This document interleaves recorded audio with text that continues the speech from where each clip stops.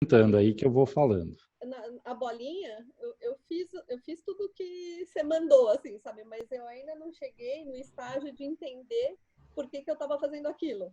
E aí isso está se repetindo aqui. É uma coisa meio mecânica. Eu queria mais entender a essência do negócio para poder saber para que eu fiz aquilo do que para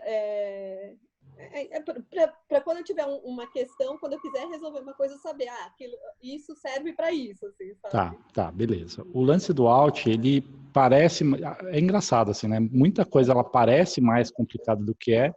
Quando você entende e você começa a usar, a tendência é que fica super natural, né? Então, o que acontece com essa relação do Alt é que é o seguinte, vamos lá, eu vou apertar a tecla F aqui que eu maximizo a minha janela, tá? Então, assim, eu vou criar um layer, vamos partir pela ideia da bolinha lá. Então, esfera, e aí eu vou pegar uma ferramentinha de seleção aqui, selecionar uma área e vou colocar uma cor aqui nela, tá? Tirei a seleção, então eu tenho aqui a esfera separada, né, num layer sozinha do meu fundo. Né? Quando a gente usa a relação de criar um layer e usar o Alt aqui, é uma forma de que eu posso fazer qualquer outra coisa a mais sem necessariamente afetar o layer da esfera. É simplesmente isso. Porque assim, se eu quiser pintar aqui, lembra que... deixa eu ver se eu estou com o pincel aqui, tá. Se eu não faço nada, que não travo transparência, não tenho seleção, ele vai vazar, né, a minha esfera, por isso que a gente trava a transparência. Então a transparência tem essa função de no momento que você tem informação aqui e aqui não, você consegue trabalhar dentro do objeto, né? Sim. Então você pode fazer o que você quiser. Eu poderia fazer toda a minha luz e sombra direto aqui na minha esferinha. A vantagem de ter o Clipping Mask, que é o recurso aqui, né, o layer vinculado, é que eu posso de repente falar, putz, eu queria botar um azul aqui, mas eu não sei se lá na frente eu quero tirar esse azul. Eu venho aqui, nesse layer, ele está preso ao formato da esfera. Entendeu? Tudo que eu fizer nesse layer tem um vínculo do formato da esfera. Entendi, mas você pode eliminar ele a qualquer momento, se você achar. Eu posso soltar ele vai me mostrar tudo que ele tem de informação. É verdade. Né? Aqui ele está escondendo dentro da esfera, aqui ele está soltando. E se de repente você fala assim, putz, não, nada a ver essa pincelada, vai lá, joga esse cara fora e continua o trabalho. É isso que, assim, quando a gente olha para uma esfera, você fala, cara, mas eu posso ir lá na esfera, é só uma luz e sombra. Mas vamos imaginar quando a gente está fazendo, sei lá, um personagem, um cenário, um tom de pele, que aí você pode ir agregando informações. Aqui, também a minha informação é só uma pincelada. Então, a pincelada, na nossa cabeça, pode falar, cara, eu posso fazer pincelada no objeto, mas vamos supor que, vou pegar aqui uma textura qualquer aqui. Como é o caso do exercício que é o extra lá, né? Mas se eu quiser aplicar isso aqui nessa esfera, aí esse recurso acaba sendo mais útil ainda, né? Porque aí ele fica vinculado e aí eu faço lá o que eu quiser fazer de diferente sem afetar de novo a formação original que eu tenho ali das pinceladas. Tá? Entendi. O cara, de repente, é um cara que no finalzinho eu vou dar um acabamento lá. Mas mesmo assim, eu posso querer continuar pintando por cima dele. Aí eu vou de novo e aí eu vou trabalhando por cima de todo mundo. A gente vai meio que empilhando, né, as coisas. Mas tudo que eu fizer nesse formato vai estar sempre preso dentro da esfera. Né? E aí é legal porque, por exemplo, eu posso fazer um layer de ajuste aqui de Hue Saturation. Então, eu quero mudar a cor de todo mundo. Escurecer, mexer na saturação. Então, eu posso falar, não, mas não pode afetar o fundo, é só na esfera. A mesma coisa, olha lá. Vai fazer só na esfera. Onde esse layer, esse último... Esse último entendi, aqui entendi. Tá, já entendi. é um layer de ajuste, já entendi. só que ele também, altzinho nele, olha lá, pulou ao formatinho da esfera. Então, tudo que eu fizer agora aqui, sempre, no princípio, vai funcionar. Então, assim, não é um recurso extremamente necessário, né? Tem que você falar, não, eu vou pintar tudo na esfera, você pinta tudo na esfera. Eu Né? achava que era uma coisa tipo um merge, assim, sabe? Por isso que ele servia para dar um merge entre dois layers, assim, mais do que a entidade que a gente tinha desenhado. Entendi. Não, ele na verdade ele vai ficar sempre vinculado dessa forma. Aliás, se, por exemplo, no decorrer de um processo, você começa a ter uma grande quantidade, por exemplo, isso aqui, eu tenho aí, sei lá, 7 layers vinculados na esfera, começa a ficar meio chato, toda hora põe o alt, toda hora põe o alt. Aí a gente já poderia mudar essa mecânica. Por exemplo, soltar todo mundo, pôr todo mundo num grupo, incluindo a esfera, ou não, tanto faz. Eu vou incluir a esfera num grupo aqui, ó, Ctrl G, grupo. E aí você fala, cara, mas como é que eu quero vincular todo mundo? Aí eu faria o seguinte, ó, eu teria uma seleção da esfera, que é um Ctrl clique, e eu viria no grupo e criaria uma máscara. Aí eu já elimino a necessidade do alt lá. Aí eu posso fazer 1 milhão de layers aqui dentro, que tudo que eu fizer vai estar sempre dentro do formato da esfera, porque a máscarazinha do grupo, a máscarazinha do grupo está falando que todo mundo aqui dentro segue o formatinho da esfera. Então, a gente fez a mesma coisa com 2 possibilidades diferentes, né? 2 recursos diferentes. Exatamente. Então, é o que eu te falei, ele é mais simples do que ele parece, ele só facilita assim, putz, toda hora eu tenho que ficar, então, tomando cuidado, porque eu posso pintar fora daquela forma, né? Não, putz, não quero ficar arrumando. Não, eu vou lá e vinculo ele naquele formato e ele trava naquela forma. Tá? A máscara em grande quantidade era melhor.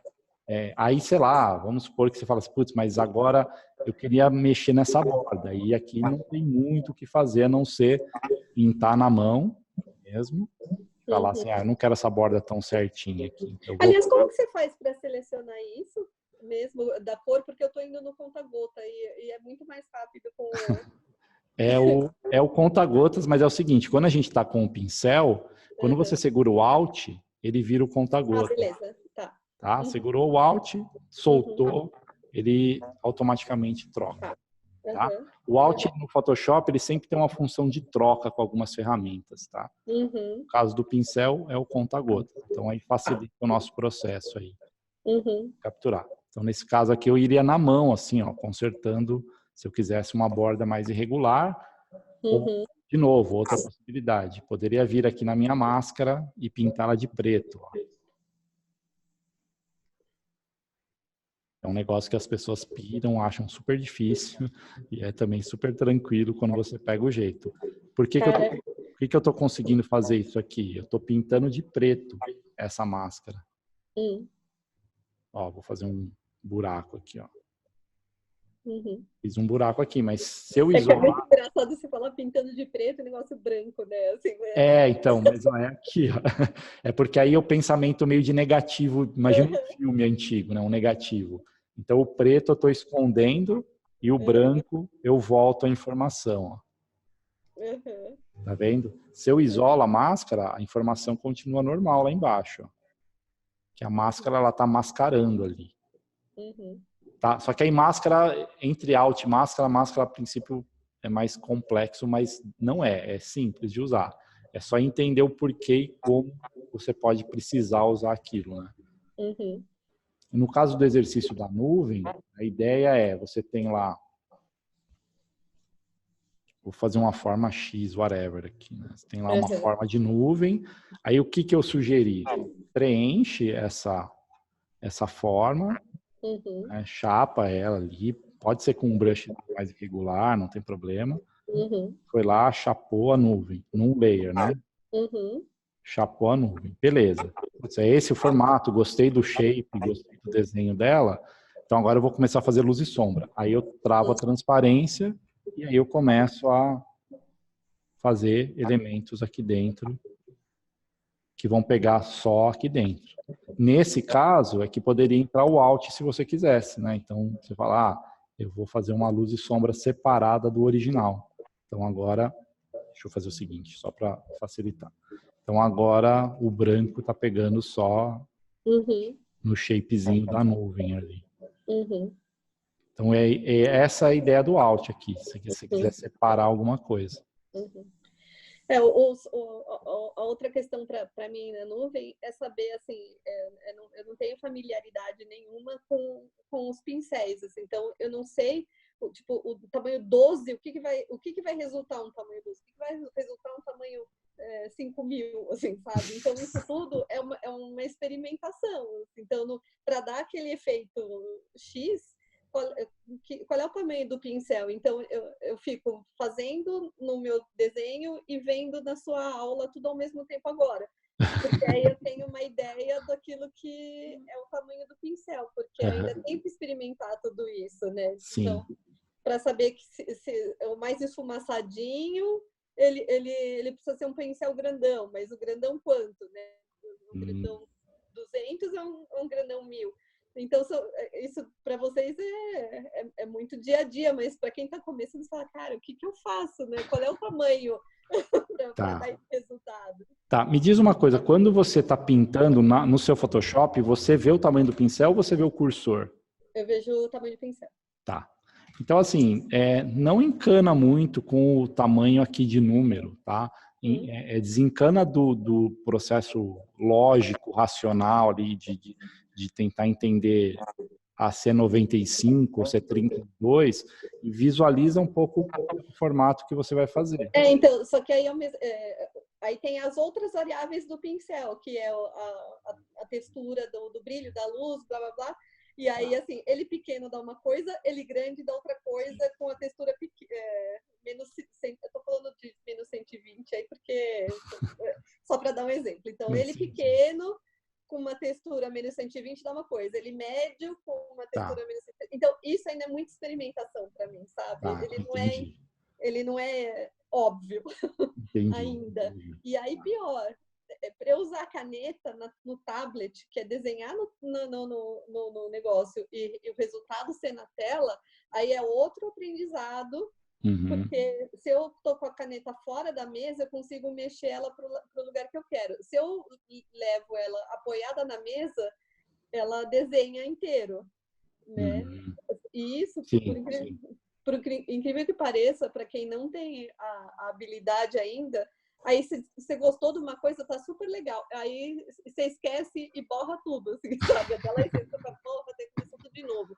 Então, assim, é um processo louco para mim. É muito aprendizado, tudo junto. Fora que, por mais que a arquitetura seja um recurso que vai virar um 3D, o conceito dela para o desenho é 2D. Tá. E aí, esse volume, essa volumetria é feita de um outro jeito dentro da cabeça. Então, são várias técnicas sendo aprendidas ao mesmo tempo. Então, eu estou tendo que ter uma desconstrução, sabe, teoria U, quando você desconstrói todo um conceito para criar outro. Sim. Eu ainda estou desconstruindo. Entendi. Isso são coisas que você já fez? Não? Sim. Tá, esses são seus mesmo? São meus. Legal.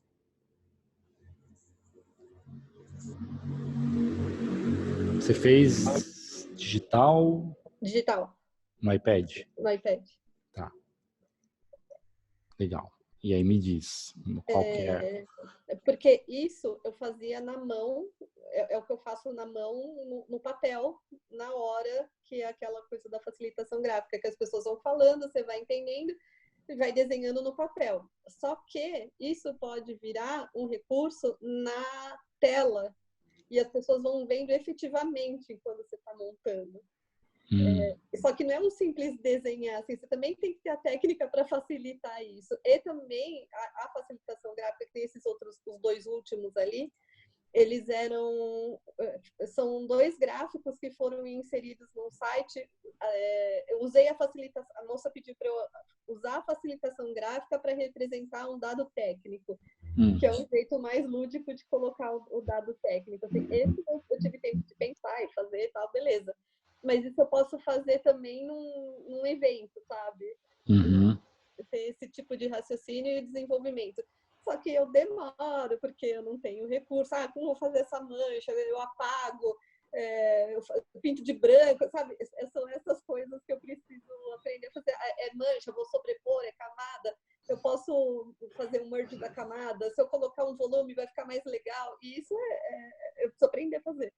Entendi. Mas quando você faz... deixa eu só entender. Você vai fazer isso no digital, você vai estar lá com, por exemplo, um computador. Isso. Você vai construindo, é um processo que a pessoa está seguindo, está vendo junto ali. Isso. É porque aí fica num telão, entendeu? Ao invés de ficar no papel, fica num telão. E aí você pode transformar isso num arquivo e todo mundo leva na hora. E isso tem um valor agregado, infinito. Entendi. Tá. Dá para cobrar isso, porque a facilitação gráfica dá para cobrar bem, mas a facilitação gráfica digital é mais ainda. Patamar, assim, sabe? Você já viu um recurso que o Procreate tem, que ele grava o que você faz? Você já viu isso? Do Procreate eu não achei, mas eu vi do Adobe Sketch que ele é animal. Não, o Procreate faz, que depois você vê, eu te falo, cara, eu não tô com o iPad tá lá dentro. Você logo nos menus onde tem a engrenagemzinha, acho que é a primeira opção, se eu não me engano. Tem ali tem um negocinho chamado time-lapse. Aí ali grava tudo que você faz, né? Nossa, ele é até mais legal porque, por exemplo, se eu gravar a tela do meu Photoshop, você vai ver o cursor, vai ver só abrir janela. Aí ele não, ele pega só o que você fez mesmo. Estou pensando mais para frente me adaptar mais, porque para vídeo, para exibir o pessoal é legal. Porque aí eu fiquei pensando no seu caso, se você seguir um fluxo onde você viu aqui em cima primeiro, aí faz a massa azul, desenhou a menininha, aí começa a escrever, isso vídeo, e acho que agrega mais valor ainda que a pessoa pode dar um play. Nossa, animal. E ele manda, esses dias eu usei para um recurso aqui que eu não tinha até feito. Você manda o MP4 para o seu e-mail. Aí você pode falar, galera, vou mandar o play aqui da... É claro que assim, se você, no seu processo, errou alguma coisa, ele vai acompanhar o que você fez, né? Mas para a pessoa, ela vai dar um play naquilo, ela vai ver a construção do negócio. Isso aí é um negócio que para você é legal. Aí você tem que só ver como... Isso eu nunca fiz, de exibir iPad, por exemplo, num telão, mas deve dar, acho que não deve ser... Então, isso que eu também preciso ver, porque a Apple é chatinha, né? Você vai ter que ter algum adaptadorzinho, alguma parada assim, mas eu acho que é possível, tá? Eu acho que não é difícil, não. Mas agora vamos aqui, tecnicamente falando, o que você sente que você precisa melhorar ou aprender para isso fluir melhor, para eu entender? Acho que tudo, porque é tão começo.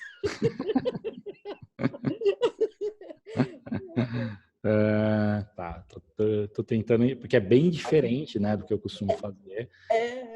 Eu acho que assim, eu vou pesquisar mais, depois se tiver referências de coisas nessa linha que você gosta, fala, nossa, isso aqui é fantástico, eu quero ir para essa linha, é mais fácil. Até se tiver alguma coisa aí, se lembrar, você me manda, senão depois você pode mandar depois, eu continuo conversando.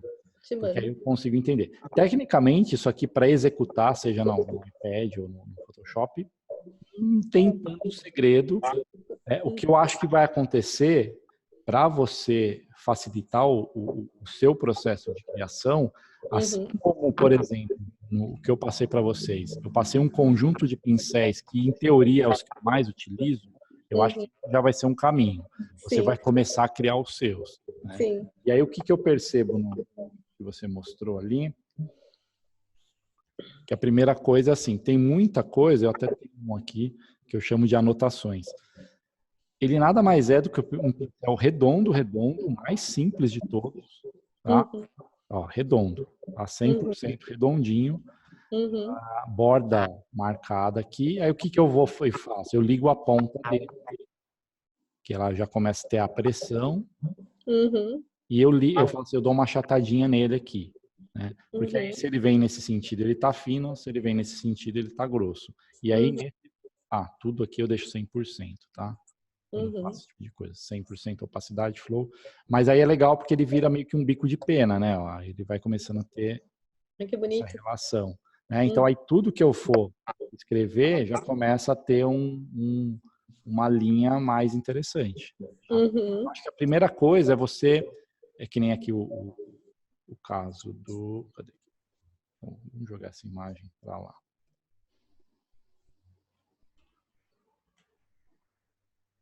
Então, Isso aí era um croquis, tá? Esse daí não era nem facilitação, só estava entendendo o processo de criação da tá. bolsa. Não, beleza, mas já dá para a gente... Então, nesse caso aqui, de repente, até acho que vai ser legal você formatar sempre que é um mesmo tamanho de arquivo, sei lá, se é Full HD, são coisas que é legal estabelecer. Então, isso eu preciso Porque, aprender também. tá, o que eu faço assim, sempre que eu vou fazer coisa para digital, e ainda mais que você vai exibir e depois passar para as pessoas, eu criaria aqui um arquivo filme em vídeo Full HD, ó, 1920 por 1080. Esse é o padrão de TV. Agora já tem TV 4K, já tem tamanhos maiores.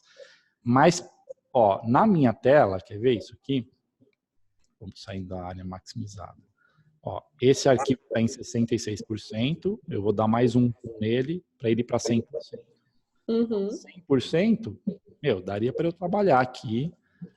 Ó, vou dar um zoomzinho, um zoom out aqui. Então, daria para eu ter toda essa questão de o que você estava escrevendo, as setinhas. Não seria um tamanho que me prejudicaria trabalhar, entendeu?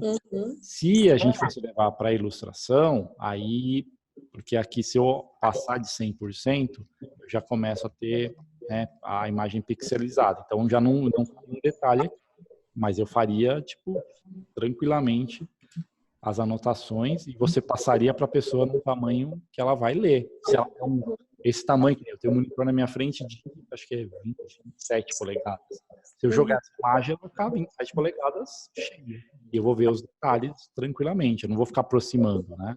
Eu vou ver o full ali. Então, isso aqui, acho que já seria uma resolução padrão, né? Agora, eu não sei, para 4K precisaria ser maior, mas eu acho que essa facilitação, a proposta que é, para a maioria das pessoas que vai ver isso num computador normal, eu acho que já é o tamanho padrão. Ela vai maximizar na janela dela e ver. O da iPad também, a iPad, a resolução dela é maior até. Ele é 2000 e alguma coisa por 1000 e alguma coisa. Esse aqui é 1920 por 1080. Então, a iPad, se você criar um arquivo nativo dela, já seria maior que isso também, um pouquinho. Então, já seria um formato. Então, você sempre pode começar Full HD ali, já o tamanho que já dá para você trabalhar e aí você testar, né? Se você vai precisar de mais detalhe ou não, tá? Então, aí com isso, se a gente sabe que a gente sempre vai trabalhar em arquivos próximos disso, dificilmente vamos precisar fazer um arquivo tipo um A3, coisa do tipo, aí você já começa a setar alguns pincéis. Então, vamos pegar um exemplo anterior aqui. Então, esse aqui. Então, estamos lá, 100%, vamos ver como está, não sei. Ah, não, esse meu arquivo está gigante. 50% já dá para eu ver bastante. Então, eu já sei que, por exemplo, esse pincel aqui, de repente pode ser o que eu vou fazer as fontes grandes. Então, toda vez que eu precisar escrever alguma coisa como você fez ali, aí você vai ver se ele vai funcionar para a sua letra. Né? Aí você pode ir lá na caixinha dos brushes e falar, não, eu vou rotacionar ele para cá, de repente ele vai fazer um jeito melhor, a letra minúscula, enfim. Aí você vai escrevendo. Aí, se esse aqui é o seu cara, fala, beleza, quando eu tiver as letras grandes, eu vou vir aqui. Podemos criar... Ai, que legal, Ricardo. Vamos começar a aplicar, né? Aí a gente vai criar um brush novo aqui. Só não lembro aqui se ele cria uma pastinha nova ou se a gente cria a pasta depois. Acho que a gente... New Brush Group. Vamos criar um grupo novo aqui. Então, seria lá, vamos pôr, facilitação. Aí você põe o facilitação. Então, criei a pastinha só primeiro. Agora eu vou criar o brush aqui, que é só clicar aqui. Então, esse brush já poderia ser assim. Vamos colocar aqui fonte média, que aí, de repente, você vai ter umas maiores. Deixa o tamanho do brush. Ó, que legal, às vezes você pode falar, eu vou sempre usar esse tom, que é um tom de cinza. Você pode incluir aqui a cor. Se você falar, não, eu fico mudando isso, então para isso aqui eu não preciso, não inclui a cor, ele vai pegar sempre a cor que você tiver selecionada no momento. Ok, então, olha lá, já na pastinha facilitação, temos o brush fonte média, que é o brush que você vai ter isso aqui. E aí a gente vai começar a adicionar variantes, né? Aí é uma coisa muito particular de você experimentar. Mas vamos fazer um outro teste. Então vamos fazer um mais chatinho aqui, assim, e vamos deixar ele menor.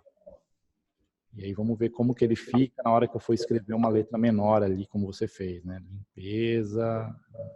Então, de repente, intenção. Você fala, pô, isso aqui tá legal, parece a minha escrita. Uhum. Então, esse aqui vai virar o brushzinho. Já tem uma pastinha, já estamos nela. Brushzinho, sei lá, escrita. Escrita, como é que é? Essa letra cursiva. Né? Uhum. Vamos pôr aqui, escrita cursiva. Beleza, então a gente já tem agora o brush fonte média e a gente agora criou o letra cursiva, escrita cursiva. Então a gente já tem 2 brushes com tamanhos diferentes. Né? E a gente vai ampliando isso, porque eu só estou fazendo o mais básico dele. Né? Uhum. Aí vamos supor que você fala assim, cara, eu ainda não tenho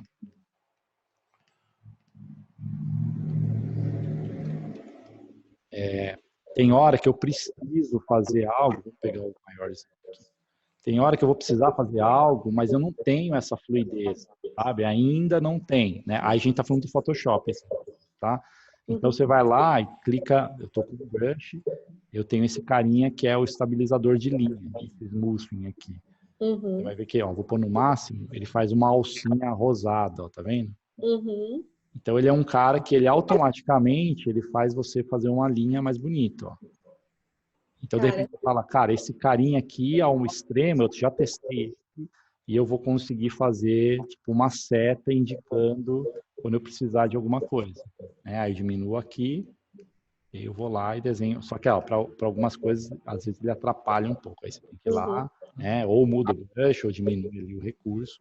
Fala, beleza. Então agora quando eu pego o brush a 100%, então eu já vou lá, salvaria, tipo, sei lá, linha contínua, alguma coisa assim. Então já temos 3 ali, 3 brushes. Agora você tem uma linha contínua para quando você precisa fazer coisas que, sei lá, às vezes a sua habilidade ainda, mesmo aí na Wacom menorzinha, você vai ter estabilidade para conseguir fazer uma linha melhor. Nossa, Ricardo, era exatamente isso que eu precisava. Entendi. Exatamente isso. Esse tipo de informação, assim, que tipo, para você pode ser óbvio, por exemplo, mas para mim não era óbvio. Cara, você faz uma biblioteca que vai facilitar a sua vida. Assim. Não, mas não é óbvio não, porque às vezes, para mim pode ser óbvio, parecer óbvio, mas às vezes eu até esqueço que eu posso ficar salvando o brush, né? Então, é coisa que a gente vai adicionando diante da necessidade, né? Tanto que, sei lá, eu posso criar brushes para um tipo de pintura, brushes para um tipo, né? Aqui a gente está fazendo uma linha só de escrita, de linha, né? Aí a gente pode começar a expandir. Né? Vamos ver o que a gente pode ir além. A questão da linha já deu para sacar. Então, tudo que você tem aqui, linha, já resolveria com esses 3 aí. Mas agora, vamos lá, vamos tentar fazer um negócio diferente. Agora tem esse tomzinho aqui, um begezinho aqui, né? Que tem uma... tipo, que isso ao vivo não dá certo, que é fazer o cluster para você organizar informações. Assim. Então, se você põe uma nuvem, um recipiente para as palavras estarem lá, você consegue organizar os assuntos, os desenhos, tal. Isso é um puta de um recurso que na mão não tem e fica lindo no digital. Tá. O cluster, você diz assim, você tem uma informação e aí você isso. visualmente separa em áreas, né, assim. Então, aí aqui a gente pode ir para um caminho de ter um brush para isso, mas eu acho que aqui a gente talvez poderia expandir, aí eu acho que vai ser mais interessante, que é o seguinte, a gente já sai um pouquinho dos brushes, entraria aqui, eu falei da ferramenta linha, né, que ela está aqui nos vetores. Você chegou nessa parte onde você pode usar linha? Não. Tá. É no exercício da cabeça, né? Então, todo esse conjunto aqui são vetores, tá? É a forma que a gente pode trabalhar como vetor ou como bitmap, que é o que a gente está fazendo aqui. Tá? Então, eu vou pegar aqui, ó, eu usei a ferramenta linha na aula da cabeça, mas eu vou pegar aqui o retângulo. Então, quando eu estou aqui, toda a ferramenta de vetor, aqui em cima ele tem 3 opções. Então, um deles é o shape, um é o path e um é o pixels, tá? Eu vou fazer primeiro o pixels, que é o mais simplesinho, o mais básico. Eu selecionei pixels, vou criar um layer novo, vou pegar aqui um vermelho, o modo normal, 100% de opacidade, tá tudo certinho. Quando eu clicar e arrastar, eu faço um quadrado, um retângulo, a forma que eu quiser. Uhum.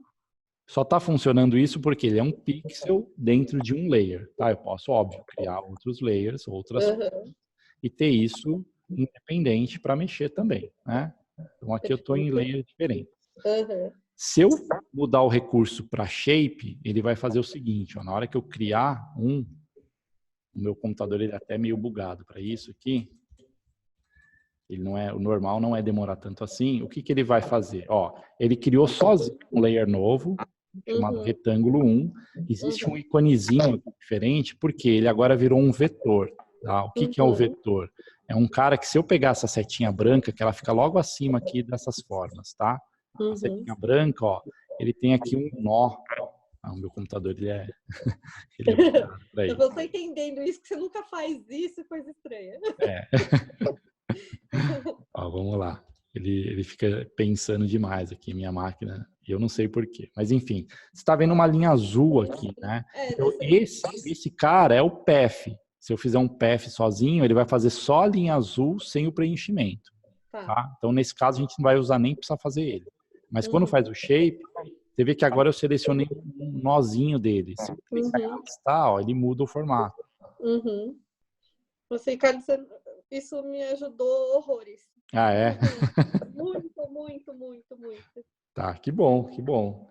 E eu acho que a princípio é isso, né? Porque aí você já tem, sei lá, você pode ter estrelinhas como shapezinho, você pode fazer várias, né? Você só vai pontuando elas ali. Tem coisas que, por exemplo, nesse caso, isso aqui você teria na mão, a não ser que toda vez você tem rostinhos parecidos. Mas aí eu acho que aqui já entra um elemento até mais do que você está fazendo na hora, né? Não, e porque também se você deixar tudo muito pré-formatado, perde um pouco a graça do que você está fazendo. Assim, exatamente. É muito intuitivo também, né, a Sim. facilitação. Mas isso que é de organização do painel, e também nos desenhos que são mais difíceis assim, de fazer na hora, você quer fazer, alguns se repetem, principalmente os símbolos, as metáforas, tal, mas é mais legal você ter a sua biblioteca com a sua mão, com o seu jeito, que ele vai combinar com o resto do negócio, porque senão vai parecer que você fez metade facilitação, metade PowerPoint, sabe? Sim, sim, é verdade, é verdade. Senão vai ficar meio mecânico demais e aí fica engessado, né? Tá, mas eu acho que já, principalmente a relação com os brushes, sabe? Que aí você vai poder ter fontes diferentes, tamanhos diferentes na hora ali, né? Ah, já sei que o título é maior, pega o brush maior. Aqui agora é um menorzinho, pega um menorzinho, né? Aqui essas coisas de bolinhas dá para fazer com brush, tá? Só pra gente... Você não passou ainda pela parte de configurar brush ali? Não, tá. Mas ó, só para eu dar um exemplo aqui, né? Então, vou deixar um brush redondo com ponta. Ó, só o fato de aumentar na verdade, eu entendi o método, eu só não fiz ele. Tá, não, beleza. É que essa parte aqui, essa é bem de experimentação, tá? Então, aqui, ó, vou aumentar o spacing que eu quero fazer aquelas bolinhas que você fez. Então, aí eu já vou testar aqui, ó. Então, beleza. Tá começando a ficar interessante, mas não é bem. A gente quer uma coisa mais aleatória. Aí eu esse carinha aqui, ó, scatter, e na hora que eu aumentar, ele vai espalhar, ó. Agora já começa a ficar mais interessante, sabe? Você precisa para um elementinho que você quer dar uma brincadinha, pode ser interessante isso para uma finalização. Aí você fala, pô, eu não quero que varie a espessura, então eu desligaria a ponta, ele faria bolinhas meio iguais, sabe? É legal que ele é aleatório aqui, né? Então, é mais exposição. Então, aí se você gostou, vou colocar a ponta de novo aqui. Você gostou desse, vai lá, salva aqui, aí colocaria, sei lá, estrelinha. Então, você já sabe que o estrelinhas, na hora que você precisar, ele vai fazer uma informaçãozinha colorida ali, enfim, né? Alguma coisa que possa preencher o que você está ilustrando, sabe? Você vai ver que com o tempo isso vai escalando, né? Cada hora você vai ter um recurso diferente. Uma coisa que seria legal você ter uma pesquisa de ícones, elementos de desenho com esse estilo um pouco mais cartoon, ó, se você procurar... Bom... Isso daí na verdade eu já tenho, porque é o que a gente usa só que na mão, né? Entendi. Então isso é uma coisa que seria legal você praticar dentro do digital para você começar a ter uma fluência de desenhar esses elementos, sabe? Isso, exatamente, exatamente. Tenta simplificar o processo. Eu entendo que é toda uma diferença, esquecendo um pouquinho o meio, que é a tablet, que eu sei que isso é difícil. Mas tenta, às vezes, simplificar um pouco. Tenta usar desenho, pegar um brushzinho simples, massa de pintura, que a gente ainda vai entrar, vou pegar esse aqui e vou levar esses dois, a princípio, só para eu sair de um resultado. E aí, depois, com o tempo, você começa a pensar, vou inserir outro, vou inserir outro. Senão você começa a vislumbrar muitas possibilidades, né? Às vezes com 2 já ia fazer e iria funcionar, tá? Mas eu entendo que você está pegando o fluxo de entender a relação com a tablet. Isso aí vai levar um tempinho. De novo, se quiser fazer no iPad, faz, tá? Que fez no Photoshop, sofreu demais, leva para iPad. Você vai sofrer menos e vai conseguir fazer melhor, né? Então vai ser um aprendizado duplo ali, como a gente falou no começo. Legal. E esses recursozinhos que eu passei, eu acho que eles já vão começar a te dar um gancho, porque no final, mesmo que você vai desenhar no estilo que você está buscando, é os mesmos brushes que a gente estava fazendo ali para escrever, entendeu? Não vai às vezes você pode fazer um brush que, sei lá, ele tem uma textura, porque você vai uma hora querer parecer que é um desenho de giz ou de lápis.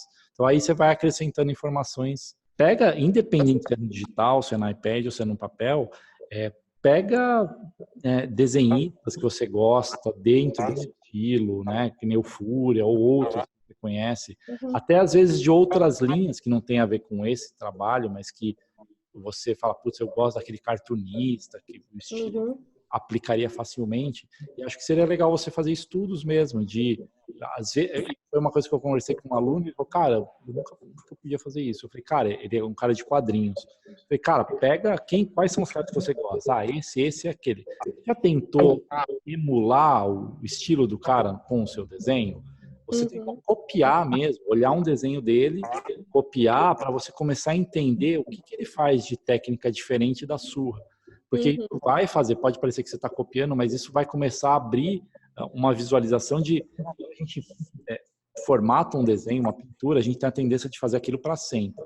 Muito tempo. Cara, vê como é que o carinha, o vizinho ali desenha. E será que aquele desenho eu não posso trazer para mim? E isso pode começar a fazer parte do meu vocabulário. Então, isso para você também acho que pode ser legal. Eu sei que você tem o lance do sketch, essa coisa mais solta, mas às vezes você pegar um cara que você gosta e você fala, putz, vou fazer uns estudos, copiando mesmo. Ah, ele fez assim. E aí você vai começar a ficar mais fluida nesse vocabulário também, para essa linha aqui principalmente.